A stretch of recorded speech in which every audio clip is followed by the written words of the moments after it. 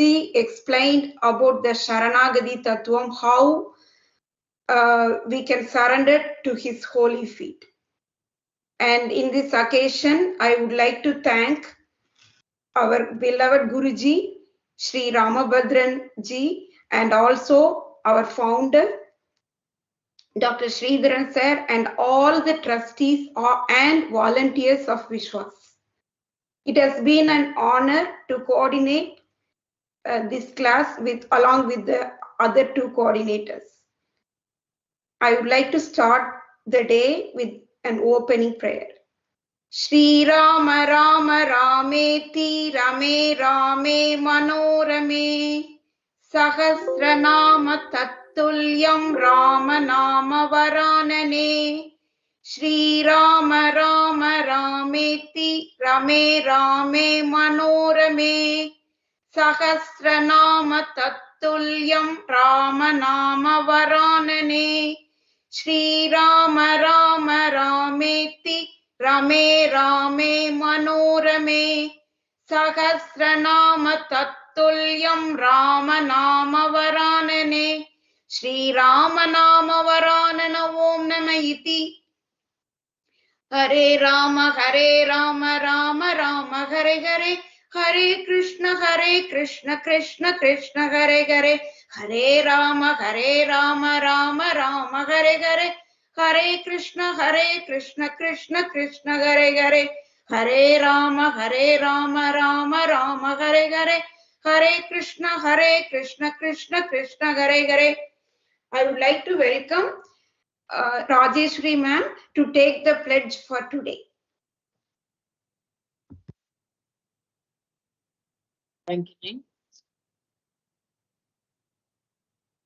I, Rajeshwari Uday Kumar, residing at Coimbatore, Tamil Nadu, India, will be taking Sri Vishnu Sahasranamam forward to the future generations. I will seek God's blessings before I start my day. I will hold my parents and gurus in highest esteem and treat them as God. I will let elders be my guide and respect all women as I would my mother. I will strive for purity of heart, soul, and the environment. I will uphold the honor of my motherland and strive for harmony. I will be a guardian of my family, social, and cultural heritage. With this pledge, I start my chanting. God bless me, help me, and guide me. Om Namo Narayana.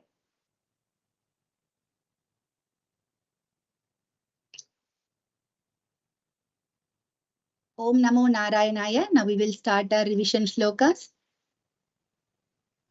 Ishanam jagatosya venkatapater vishnof param preyasim tadvakshasthala nityavasarasikam takshanti samvardhinim padmalankrita pani pallava yugam padmasanastham shriyam Vatsalyadi gunojjvala bhagavati vande jaganmataram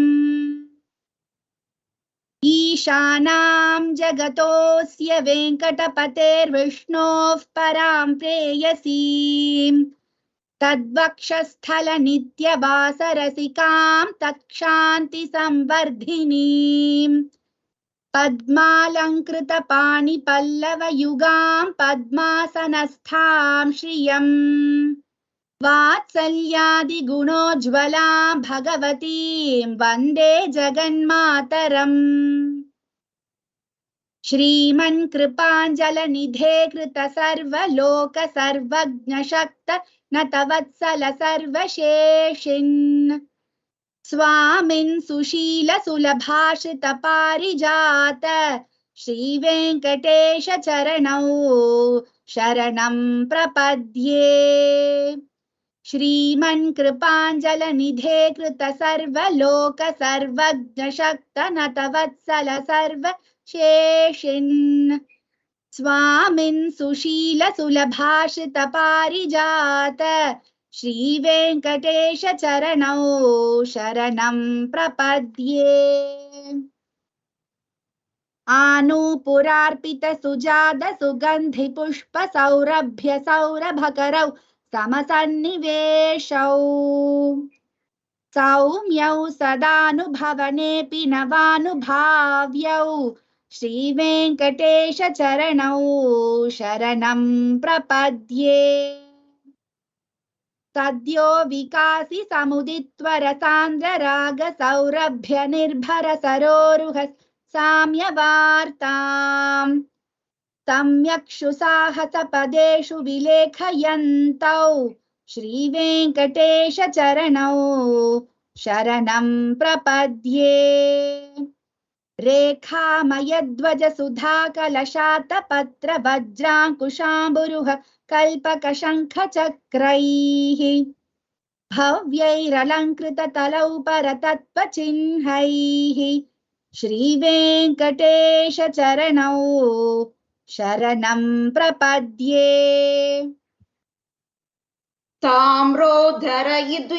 ताम्रोदरत्युति पराजित पद्मरागौ बाह्यै महोभिरभिभूत महेन्द्र नीलौ उद्यन्नकां सुबिरुदस्त सभाङ्कभासौ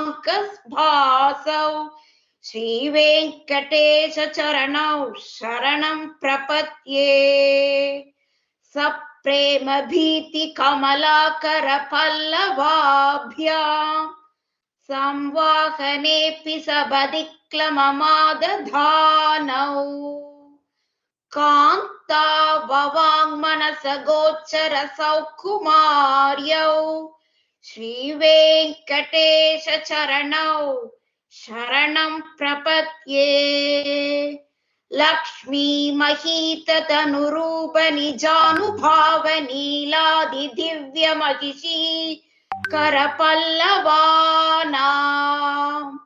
आरुण्य संक्रण मदः किल सान्द्र रागौ श्रीवेङ्कटेश चरणौ शरणं प्रपद्ये।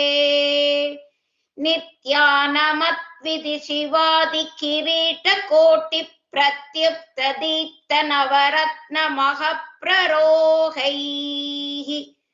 नीराजनाविधि मुदारमुपादधानौ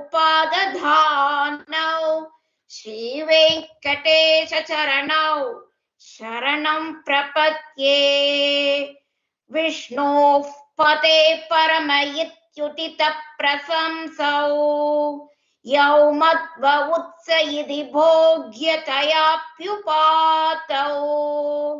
भूयस्तथेति तव पाणितल प्रदिष्टौ श्रीवेङ्कटेश चरणौ शरणं प्रपद्ये।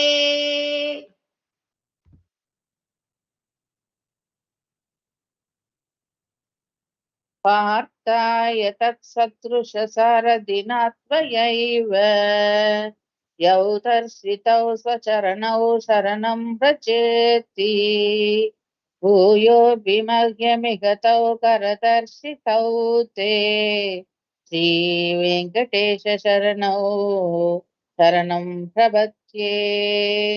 मन्मूर्धिनिघ्घालियफने विकटाटवीषु श्रीवेङ्कटाद्रिशिखरे शिरसि श्रुतीनां सिद्धेऽप्यनन्यमनसां सममाहितौ ते श्रीवेङ्कटेश शरणौ शरणं प्रपद्ये। अम्लानहृष्य तव नीतलकीर्णपुष्पौ श्रीवेङ्कटाद्रिशिखरापदनायमानौ आनन्दिता किल पुनोनयनौ तवैतौ श्रीवेङ्कटेश चरणौ शरणं प्रपद्ये। प्रायः प्रपन्न जनता प्रथमावकाह्यौ मातुस्तनाविव शिशोरमृतायमानौ प्राप्तौ परस्परतुलामधुलान्तरौ ते श्रीवेङ्कटेश चरणौ शरणं प्रपद्ये। तत्त्वोत्तरैः सततसेव्य पदाम्बुजेन संसारतारक तयात्र त्रिकञ्चलेन सौम्योपयन्तृ मुनिनामवदर्शितौ ते श्रीवेङ्कटेश शरणं प्रपद्ये तत्त्वोत्तरै सतत पदमृतेन संसारतारकदयार्कसुकञ्जलेन सौम्योपयन्तृ मुनिनामवदर्शितौ ते श्रीवेङ्कटेश शरणं प्रपद्ये श्रीशस्त्रिया घटिकया त्वदुपाय भावे प्राप्ये त्वयि स्वयमुपेयतया स्फुरन्त्या नित्याश्रिताय निरवध्य गुणाय तोभ्यम् यां किं करोमि स किरीट न चातुमव्यम् श्रीशस्त्रिया घटिकया त्वदुपाय भावे प्राप्ये त्वयि स्वयमुपेयतया स्फुरन्त्या नित्याश्रिताय निरवध्य गुणाय तोभ्यम् यां किं करोमि रसिकिरीट न चातुमव्यम्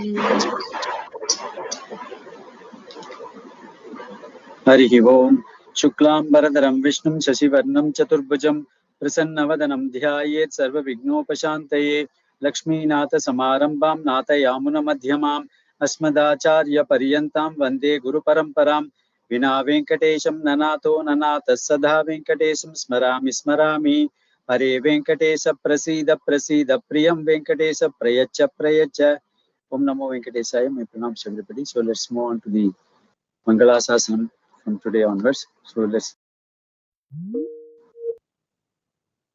नमस्कारम् Namaskar.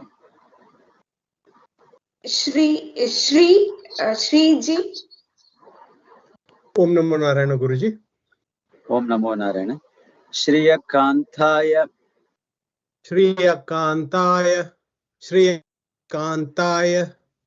Kalyana Nidhaye.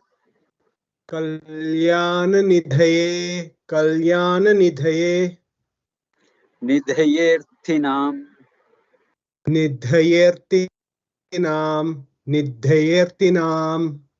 Shri Venkatanivasaya.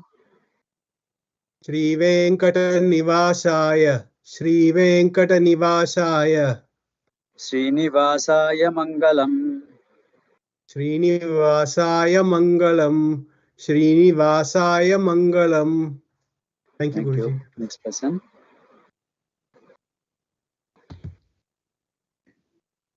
Madhavi Patnaik ji. Om Namo Venkatesa Guruji. Om Namo Venkatesa. Let's do half of Shriya Kantaya Kalyana Nidhayertinam. Shriyakantaya Kalyana Nidhayarthinam. Shriyakantaya Kalyana Nidhayarthinam. Nidhayarthinam.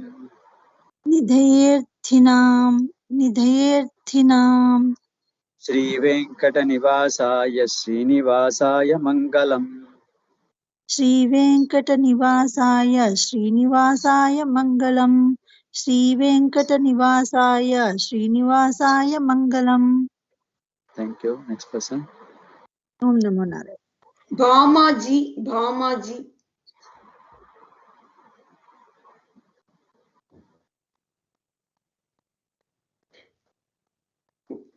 Bhamaji, your mic is available. Namaste, Go. Guruji. Namaste. Let's do the full sloka. Shriya Kantaya Kalyana Nidhayertinam. Shri Venkatanivasaya Srinivasaya Mangalam. Shriyaskantaya Kalyana Nidhayetina Shri Venkata Nivasaya Srinivasaya Mangalam Shriyaskantaya Kalyana Nidhayetina Shri Venkata Nivasaya Srinivasaya Mangalam. Okay, thank Revati Rajashekar ji, please. Revati Rajashekar. Wait. Let me complete the meaning of that, then we'll move on to the next sloka. So, So we have done the Venkatesa Prapatis, taken shelter at the holy feet of Venkatesa. Now the Mangala Sasanam. Now to get auspiciousness to us, but here the Mangala Sasanam is being offered by the Acharyas to Bhagavan himself. So that looks little odd, no? Because Bhagavan is always Nitya, and always Mangalam, auspiciousness, everything. Why should we do that? It's only the Bhava. That is when in Srimad Ramayana, when Kausalya, when Ramachandra Murthy falls at the feet of Kausalya and then saying that he is going to the forest, he's saying, Rama, Tatte Bhavata Mangalam. That means let there be auspiciousness to you. So, because as the mother, she is considering Bhagavan to be the child, and therefore she is giving this, this Mangala Sasanam. Similarly, in the whole Krishna Avatara, if you look at the Narayaniyam, when Bhagavan, starting from these early days, he killed Putana, he killed Sakatasura, all these things people thought was a bad omen in the Gokula, and therefore they tied this talisman, the Kapu Kairi. So on his head, and then started, saying that let be auspicious to Bhagavan himself. So it's the question of taking what stand. If you take Bhagavan to be your child, in fact, the Alvas, if you look at the Alva, Periyalva, Vishnu Chittar is called as Periyalvar, not because he is not the first, he is not the senior most Alvar. The senior most Alvar is the Mudal Alvas. But then why is he called as Periyalvar? Periyalvar because he took the form of Yashoda and started considering Bhagavan has to be his own child. So when he was, when he was being taken in the procession in these streets of Madurai by the king, he happened to see Bhagavan as well as Pirati on the Garuda Vahana on the sky. So immediately he said, no, because he's so beautiful and such great to look at, he thought that there will be drishti. So when people look at him, then there will be drishti on Bhagavan. And therefore immediately he started saying, Pallanda, Pallanda, Pallayirathande, Palakoti Nurairam, Mallanda Tintol Manivanna, Un Sevadi Chevi Tirukkav. That means, may you live for thousands and thousands of years. So he was blessing the Bhagavan as such, rather than getting blessings from Bhagavan. So that is the kind of bhava, that is the kind of, these, the Bhakti bhavam, you can take different stands. So in that sense, so this Acharya has taken a stand that he is showering auspiciousness on Bhagavan himself, taking to be Bhagavan to be, there could be drishti on Bhagavan, and therefore let Bhagavan live for a long period of time. That is the reason. So let's see the meaning. Shriya Kantaya Kalyana Nidhaye Nidhayatinam. Shriyaha Kantaya. So for the Kanta means one meaning of Kanta is attracting, like magnet, So Lakshmi is getting attracted to the Bhagavan because of the beauty of Bhagavan himself. So that's why he is called as Shri Kantaha. So one who is the other meaning of Kanta is husband. So being the husband of Mahalakshmi, so the husband of Mahalakshmi for you, Kalyana Nidhaye. Nidhi means treasure house. Kalyana, Bhagavan is the treasure house of all the great Kalyana Gunas, all the great qualities like, this compassion, daya, then Swamitvam, ability to, Iswaratvam, ability to control the universe, Sulabham, Saulabhyam, that means being easily approachable, Sausilyam is good quality of moving with all people. So all great qualities are in Bhagavan. He is the treasure house of all the great qualities, Kalyana Gunas, auspicious qualities, and therefore he is saying Kalyana Nidhai. So one is the treasure house of this, all the great qualities. Nidaye Arthina. Arthina means Artha. That means the people who are looking to Bhagavan to get something in return from him. Bhagavan is the source of giving everything. As Bhagavan says in Gita, Artho Jignasu Arthati Jnani Cha Bharatashmi. It's got 4 types of devotees. Arthaha, the people who are in problems. Arthati, people who want wealth. The Jignasu, who is looking for knowledge, and Jnani, who want Bhagavan himself. Bhagavan and Bhagavan himself. So these are the 4 types of devotees. Bhagavan satisfies all the needs of all of them, and because he has got all the things that are required to be given to them, and therefore he is called as Arthinam Nideya. Other meaning of Arthinam Nideya means for the people like the Bhaktas want only Bhagavan and Bhagavan only. So he becomes the treasure for, Bhagavan is the treasure for all the Bhaktas. Even Bhagavan, like we saw in the Tondara Dipudiyadu, and he said, Ichuvai Tavirayan Pol, Indira Lokamalum, Achivai Perinim Venden Arangaman. So the Bhagavan says, Ranganatha says, oh Alvar, please go to, I'm going to give you this Indra Loka Padavi. That means you become the head of this heavenly region. He says, Indira Loka Malum Achivaipan. That means even if you give that, that I don't want that. I want you and Ranganatha alone. So the Arthina. So for the people who want Bhagavan himself, he becomes the Nidhi, he becomes the wealth for them, and therefore he is called as Nidhe Arthinam. Shri Venkata Nivasaya. Bhagavan who is residing, Ni means Nityam, Vasati. So that means he is residing always, especially in Sri Venkatadri hills. That means on the Venkatesha hills. We saw the meaning of Venkata. Ve means the sins, Kata means which is completely burns up. The moment anybody steps into the holy hills of Venkatesha, all the sins are Venkata all the hills, all the sins are completely destroyed, and therefore it is called as Venkata. So Bhagavan is the Lord who was residing always in this Venkata hills, Sri Venkatesa Nivasaya, Srinivasaya. Not only in Venkata hills, Bhagavan is also called as Srinivasa. Why is he called as Srinivasa? Shri Mahalakshmi Nityam, always Vasati, in whom Mahalakshmi ever resides. Bhagavan, Mahalakshmi is ever residing in the chest, holy chest of this Bhagavan, and therefore is called as Srinivasa. That's why in Tirumala hills you don't have a separate, this Sannidhi for Mahalakshmi, because Mahalakshmi ever resides in the chest, and therefore every Friday, today being a Friday, the Abhishekam is performed in Lord Venkatesa. Abhishekam is performed on Mahalakshmi also, because she is ever resident in the chest of the Vakshasthalam of Bhagavan, and therefore is called as Srinivasaya Mangalam. Let that be auspicious new. So one who is the husband of Mahalakshmi, one who is the treasure house of all the great qualities, one who is the wealth for all his devotees, one who is ever residing in the Venkata hills, one in whom Mahalakshmi ever resides, to that Srinivasa, let that be auspiciousness. So that is the meaning of first sloka. Let's move on to the next sloka. Next person. Revati Rajashekar, ma'am. Om Namo Narayana. Namaskaram Guru. Om Namo Namaskar. Lakshmi Savibhra. Lakshmi Shavavipra. Lakshmi Shamavipra. Not Samavibhra, Savibhra. Savipra. Lakshmi Shavipra. Lakshmi Shavipra. Maloka. Maloka. Maloka. Subhru. Shupru. Shupru. Vibhrama. Viprama. Viprama. Chachushe. Chakshushe. Chakshushe. Chachushe Sarvalokanam. Chakshushe Sarvalokanam. Chakshushe Sarvalokanam. Venkateshaya Mangalam. Venkateshaya Mangalam. Venkateshaya Mangalam. Thank you. Next person. Thank you, Guruji. Priya Yoganathan ji. Priya Yoganathan ji.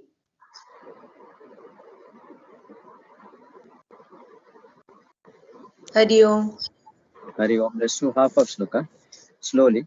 Lakshmi Savibhramaloka Subhru Vibhrama Chakshuse. Lakshmi Savibhramamaloka Subhru Vibhrama Chakshushe. Lakshmi Savibhramaloka Subhru Vibhrama Chakshushe. Chakshuse Sarvalokanam Venkateshaya Mangalam. Chakshushe Swaralokanam Venkateshaya Mangalam. Chakshushe Swaralokanam Venkateshaya Mangalam. Okay, thank you. Next person.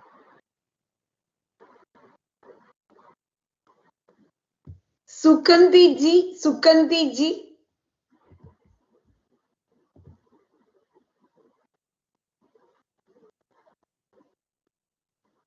Hari Om. Namaste, Hari Guruji. Om. Let's do the full sloka. Slowly. Lakshmi Savibhramaloka Subhru Vibhrama Chakshuse. Chakshushe Sarvalokanam Venkateshaya Mangalam. Lakshmi Savibhramaloka Subhru Viprama Chakshushe. Chakshushe Sarvalokanam Venkateshaya Mangalam. Lakshmi Savibhramaloka Subhru Viprama Chakshushe. Chakshushe Sarvalokanam Venkateshaya Mangalam. Okay, thank you. Let's see the meaning. Chachuse Sarvalokanam Venkateshaya Mangalam. Auspicious to Venkatesa, who is what? Chakshuse Sarvalokanam Chakshuse. That means he is the eye. Bhagavan is the eye of the, and he is the most important sense organ. So Bhagavan is like the eye of this entire universe. That means Bhagavan is seeing this entire universe, and he is is present because he is Vishnu. He is present in all places, and therefore when he is present in all places, he is seeing this entire universe. So the person who is seeing this entire universe to that Mahavishnu, that Srinivasa, Chachuse Sarvalokanam. So what is the quality of his eyes? Chakshuse. Chakshuse Subhru Vibhrama Chakshuse. Subhru means the eyebrows. The brow means the brow. This brow. Vibhrama. That means it is so. Brahma means it is able to this. What do you call this? Magnetize. That means it is able to say the eyebrows are so beautiful, and therefore they are able to attract all the people towards him, and therefore Vibhrama Subhru, and also this brew, that is that the brow portion, that is that portion, and his eyebrows are so attractive, and they are able to attract this entire universe, which are above the eyes, Chakshuse. And looking at that, Mahalakshmi is also getting attracted to that. So Lakshmi Savibram means with all this this mohan, that is with astonishment. So Mahalakshmi is looking with astonishment the eyebrows and then the brow of the Bhagavan, and they are being moved. He's looking at the eye movements along with the brow movements. She's aloka means to look, and she's looking at Bhagavan's the movements of the eyes and the eyebrows. She is getting completely astonished at that. Such a beautiful eyebrows and the eyes. Chakshuse Lakshmi Savibram Aloka Subhru Vibhrama. To that kind of an eyes and then eyebrows the Bhagavan has got. That eyes become the that Bhagavan himself becomes the eye of this entire universe, because he is present in all places, and therefore he is seeing everything in this universe, and therefore he becomes Sarvalokanam Chakshuse, to that Venkatesa auspiciousness. So that is the meaning of this. He's talking about the greatness of Bhagavan's eyes, as the attractiveness of his eyes, the eyebrows, the movements, etc. are so beautiful, so that everybody, including Mahalakshmi, gets astonished at Bhagavan's eyes and the eye movements, and therefore that to that Venkatesa, our auspiciousness. So that is what it is. Let's move on to the next shloka. Shanta Kumari ji. Yes, ma'am. Namaskaram, Guruji. Om Namo Narayan. Namaskaram. Om Namo Narayan. Let's move on to the third shloka. Shri Venkatadri Shringagra. Shri Venkatadri Shringagra. Shringagra.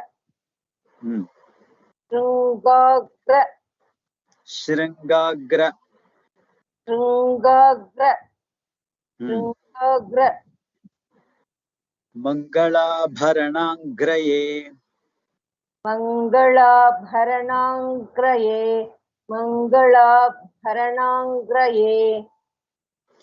Mangalanam Nivasaya.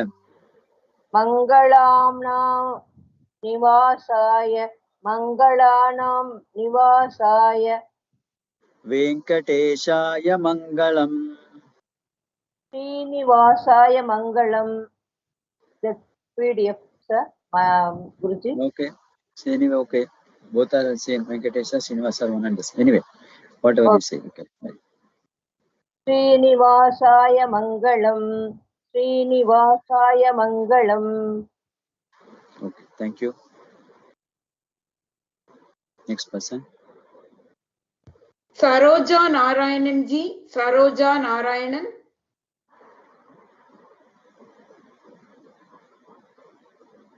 Om Namo Narayan, Guruji. Om Namo Narayan. Let's do half of slokam slowly. Shri Venkatadri Shringagra Mangala Bharanangraye. Shri Venkatadri Shringangra Mangalabharanangraye.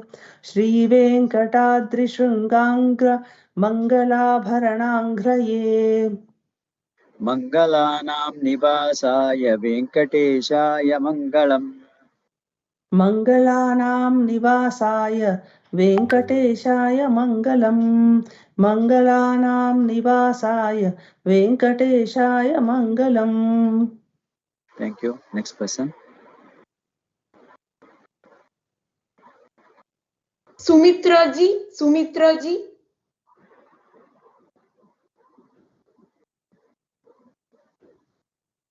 Yes, madam. Om Namo Narayan. Let's do it. Om Namo Narayan. Let's do it slowly. Full sloka. Shri Venkatadri Shringagra Mangala Bharanangraye. Mangalanam Nivasaya Venkateshaya Mangalam. श्रीवेङ्कटाद्रिशृङ्गाङ्ग्रमङ्गलाभरणाङ्ग्रये मङ्गलानां निवासाय वेङ्कटेशाय मङ्गलम्. Once again.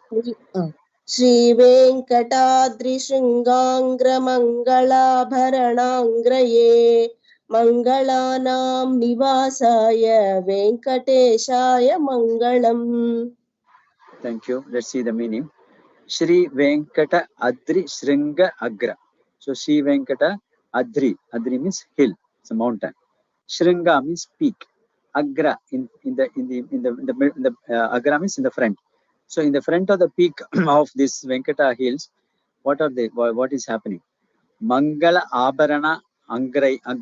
Angra means the holy feet. Angra means these holy feet of Bhagavan. So in the holy feet of Bhagavan, Mangala Abharan, it has become like an auspicious jewel for the whole hill of Venkateswara. So even today, if you go to the Tirumala hills, you will find the holy feet of Bhagavan when he landed into this Tirumala hills. So that is at the peak, So at the peak, in the front of the peak, Bhagavan's holy feet is there. It becomes like an auspicious jewel for this entire Tirumala hills. So person has got that kind of a holy feet. Mangalanam Nivasaya. So Bhagavan is always ever resident in auspiciousness, Nityam Vasati. So he is always auspiciousness. Why is he always auspiciousness? Because Mahalakshmi is the source of auspiciousness, and Mahalakshmi is ever in his chest. So when Mahalakshmi is ever present in his Vakshasthalam or in the chest, then he is always auspicious. So nothing can go against him. So that one he is the person who is ever resident in this auspiciousness.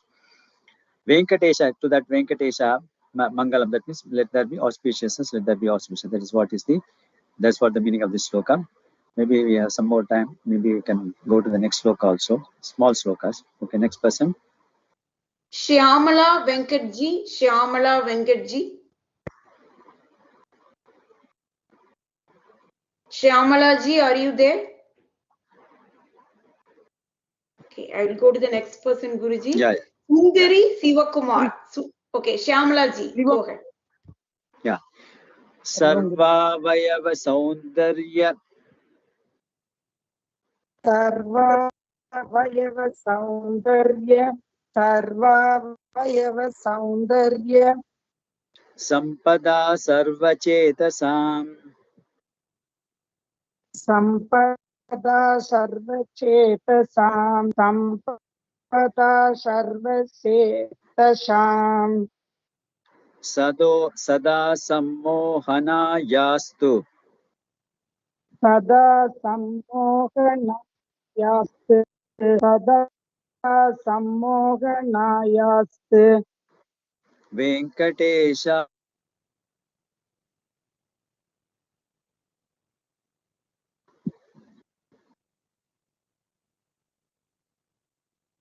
Venkateshaya Mangalam.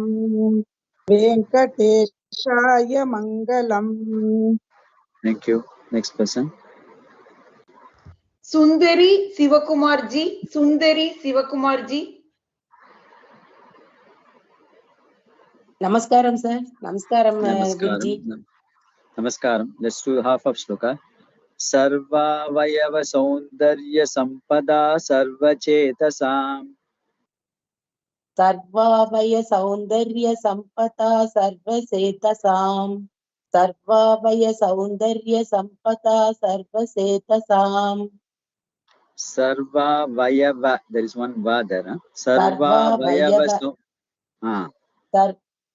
सर्वाभयव सौन्दर्य सम्पता सर्वसेतसाम्. सर्वाभयव सौन्दर्य सम्पता सर्वसेतसाम्. Sada Sammohana Yastu Venkateshaya Mangalam. Sada Sammoha Nayastu Venkatesaya Mangalam. Sada Sammoha Nayastu Venkatesaya Mangalam. Namaskaram, Guruji. Namaskaram. Next person. V. Suresh ji. Suresh ji, please. So, yes. Namaskaram. Full sloka, slowly. Sarvavayava saundarya sampada sarvachetasam sada sammohana yastu venkateshaya mangalam. Sarvavayava saundarya sambada sarvasedasam sada sammo anayastu venkatesaya mangalam. Sarvavayava saundarya sambada sarvasedasam sada sammo anayastu venkatesaya mangalam. Thank you. Okay, so the meaning of this sloka: Sarva avaya saundarya sampada. Sarva means all. Avaya means all the parts, body parts. No, avayam. Avayangal Tamil la kuda solluvom. Avayangal. That means all the parts. Sarva avaya saundarya. Saundarya is derived from the root of sundara. Sundara means beautiful. Saundaryam is beauty. So all these, the body parts, all the parts, limbs of Bhagavan are so beautiful to look at. Sampada, that is the wealth. That means that kind of a wealth. Sampad means wealth. But the wealth of the Bhagavan is the beauty of all his body parts. In fact, in Kambaramayanam, it is said to when Ramachandra Murthy walked across this Mithila streets, all the people started looking at Ramachandra Murthy's beauty, and to that extent, he says, Tol kandar, tole kandar, tal kandar, tale kandar. That means a person who looked at his shoulders kept on looking at the shoulders because so beautiful to look at. He didn't even move his eyes from any other, from shoulder to any other part of the body. So each part was so beautiful. So that's why it is called as Saundarya. So that is the Bhagwan's wealth is the beauty of each of his. Even if you go to Tirumala, hardly you will find I have had the total vision of the Lord. So you will keep looking at some part, maybe his holy feet or his hand or his his chest or his Tirumuga Mandala or his face or whatever it is. You will not be able to move your eyes from that portion because that itself is so attractive, so beautiful. So that is what Sampada. In fact, there are two words called Saundaryam and Lavanyam. Saundaryam refers to the beauty of each part.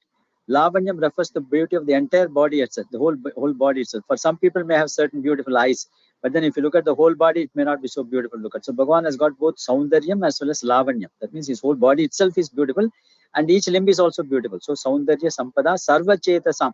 That means all the Jivatmas. Chetas means all the Jivatmas who come, and then you look at what is he able to, because of that, what is happening? Sada Sammohana, because they get completely entrenched into looking at each part of the body. They are completely lost themselves. Sammohana is able to make them mohana. That means he is able to forget about themselves. Just think about Bhagavan. He is creating the mohanam. That means he is creating that sada sammohana astu. So Venkatesaya mangalam astu. That means for that Venkatesa, let there be auspiciousness and let there be auspicious. That is what the meaning of the shloka. So Bhagavan's each limb is so beautiful to look at, and therefore the people who look at it, they get completely entranced or get completely mesmerized into that. Looking into him and to that Venkatesha, let there be auspiciousness. That's the meaning of the shloka. We'll continue our discussion tomorrow. So let's go for the ending prayer. Shri Rama Rama Rameti Rame Rame Manorame Sahasranama Tatulyam Rama Nama Varanane Shri Rama Rama Rameti Rame Rame Manorame Sahasranama Tatulyam Rama Nama Varanane Shri Rama Rama Rameti Rame Rame Manorame Sahasranama Tatulyam Rama Nama Varanane Shri Rama Nama Varanana Om Nama Iti Hare Rama Rama Rama Hare Hare Hare Krishna Krishna Krishna Hare Hare Hare Rama Rama Rama Hare Hare Hare Krishna Krishna Krishna Hare Hare Hare Rama Rama Hare Hare Hare Krishna Krishna Krishna Hare Hare Sarvam Shri Krishna Arpanamastu. Thank you so much, Guruji. Just one announcement. I believe that the slokas 7, 8 and 9 and 10 of this Venkatesa Suprabhatham are not available on the YouTube. So what I will do is I will complete this entire Suprabhatham first. Then one of the days I will take up the 7, 8, 9 and 10 and they can upload it into the YouTube so that the continuity will be there. Okay. Thank you. Dhanyavad. Okay, Guruji. Thank you so much, Guruji. Guruji, in the 16th Prapati Shloka, in the second line, few devotees have asked, that is Prapte Tvai Swayamupayataya. But in the some PDFs and books, it is. I agree. Some books are containing upaya, upeya. Both are okay because Bhagavan becomes the means as upeya means the goal. Upaya means the means. Bhagavan is both the means as well as the end. So you can use both. Both are acceptable. Upaya or upeya. Both are okay because Bhagavan is both the means as well as the end. So both are okay. Fine. But upaya makes more sense because we are talking in the first line about the upaya only. Mahalakshmi is, helping us to get into them, becomes the upaya. So upaya is more acceptable, but it doesn't matter. If you want to chant upaya also is okay because Bhagavan is both upaya and upaya. So there is no problem. Thank you. Thank you so much, Guruji. Thank you. Also, that Prabhati 12th and 7th sloka should be recited twice or once, Guruji. Which is slokas? Prabhati 7th and 12th. What is the sloka? 7th sloka? Saprame bhiti kamalakara pallavapya. That I don't know. 7th, 12th. What is the 12th sloka? 12th sloka? Manmurti nikhali yapane. Yeah, that is okay. That can be chanted twice because it talks about Bhagavan placing his holy feet on my head. So that can be chanted twice. Incidentally, what it means by holy feet on my head is the Tirumand, that is that, the Namam that you wear represents Bhagavan's holy feet, and the in between that Sri Chanam represents Mahalakshmi. So Mahalakshmi is doing the Pada Sevanam to that, and that is what all the Vaishnavas wear on their head, and that's what the Acharyas referring to when he says Manmodhini, on my head, on the forehead.